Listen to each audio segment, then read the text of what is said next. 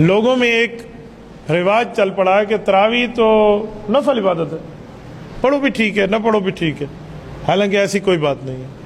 یہ بالکل غلط بات ہے کہ صرف نفل ہے، ایسی بات نہیں ہے۔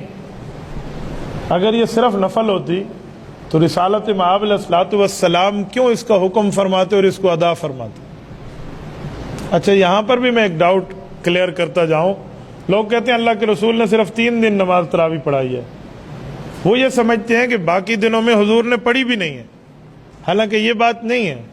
آپ علیہ السلام نے پورا مہینہ پڑھی ہے، پڑھائی 3 دن ہے۔ تو سوال اٹھتا ہے پڑھانے اور پڑھنے کے فرق کا کیا مطلب؟ یعنی 3 دن جماعت کرائی ہے، باقی دن سب نے اکیلے پڑھی ہے، آپ علیہ السلام نے بھی اور صحابہ نے بھی، اور پورا مہینہ ایسا چلا۔ آپ سوچیں گے کیا مطلب ہے اس کا، یہ ایسا کیوں ہوا؟ میں اس کی وجہ بتاتا ہوں، وہ بھی حدیث پاک میں۔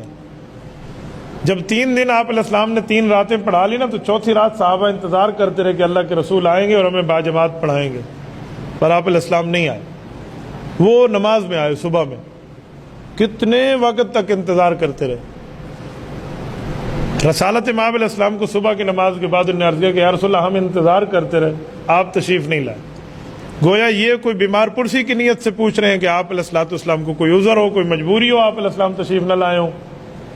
تو آپ علیہ السلام نے فرمایا مجھے بھی پتا تھا کہ تم آئے ہوئے ہو، یعنی آوازیں میرے تک آ رہی تھی کہ آپ کو معلوم تھا کہ صحت ہی سلامت ہے، کہ پھر آپ کیوں تشریف نہیں لائے؟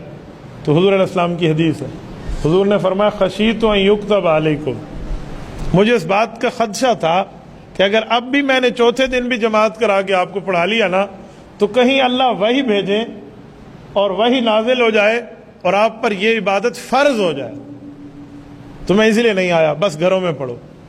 اب لوگ اس حدیث کو اٹھا کر کہتے ہیں کہ حضور پاک علیہ السلام نے تو 3 دن پڑھی۔ جی نہیں، حضور نے پورا مہینہ پڑھی، 3 دن صرف پڑھائی تاکہ فرض نہ ہو۔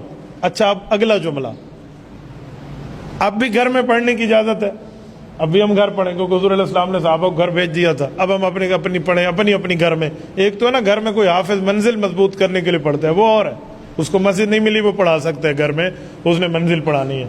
لیکن ایک آدمی گھر میں اکیلا پڑھتا رہے کہ حضور علیہ السلام کی اجازت ہے، اس بارے میں تفصیل سنو۔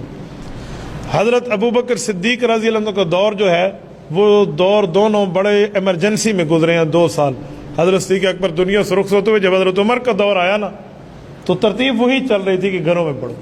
حضرت عمر کا پہلا سال ایسے ہی گزرا، رمضان والا، جو خلافت کا دوسرا سال ہے، 10 سال حضرت عمر کی خلافت ہے۔ دوسرے سال حضرت عمر نے صحابہ اور اہل بیت سے مشورہ کر کے تیاری کر لی تھی۔ رمضان آیا تو حضرت عمر رضی اللہ تعالیٰ عنہ نے وہاں یہ بات نافذ کی کہ جو آپ گھر میں پڑھتے ہو وہ مسجد میں پڑھیں گے۔ سب کو حکم ہو گیا، اب سب نے امیر المومنین کی بات مانی اور آ گئے۔ اب سوال اٹھتا تھا کہ یہ حکم امیر المومنین کا ہے یا رسول پاک علیہ السلام کا ہے؟ تو صحابہ کرام نے حضرت عمر سے پوچھا کہ حضور نے تو ہمیں گھروں میں پڑھنے کی اجازت دی ہے اور آپ ہمیں مسجد کا پابند فرما رہے ہیں، یہ سرکاری حکم ہے یا شرعی حکم ہے؟ یہ کیا چیز ہے؟ تو بتایا گیا کہ یہ شرعی حکم ہے۔ کہا شرعی حکم ہے تو حضور نے گھروں میں پڑھنے کی اجازت کیوں دی تھی؟ یہ تو کوئی انتظامی مسئلہ ہو سکتا ہے، سرکاری مسئلہ ہو سکتا ہے۔ کہا جی نہیں۔ تو یہاں اجلہ صحابہ کرام کی آپس میں گفتگو ہوئی، حضرت عمر سے انہوں نے پوچھا کہ حضور نے اجازت دی تھی، آپ کیوں مسجد کا پابند فرماتے ہیں؟ آپ بھی وہی اجازت قائم رکھیں کہ ہر بندہ اپنے گھر میں انفرادی طور پہ پڑھ لے۔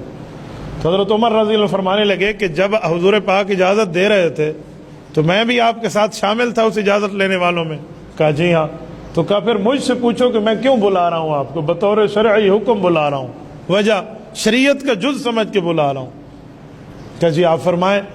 تو کہا جب حضور پاک نے اجازت دی تھی تو حضور پاک علیہ السلام نے پوری حدیث جو بیان فرمائی تھی ذرا وہ فرمائیں۔ تو سب صحابہ نے پورا واقعہ سنایا کہ ایسے بیٹھے رہے، آپ علیہ السلام نہیں تشریف لائے۔ اگلے دن پوچھا، حضور پاک علیہ السلام نے فرمایا مجھے پتا تھا تم آئے ہوئے ہو، لیکن میں جان بوجھ کے تمہیں پڑھانے نہیں آیا، بس انفرادی جو آپ پڑھ رہے تھے، اب گھروں میں جا کے پڑھو۔ تو کہا حضور نے آگے کیا فرمایا؟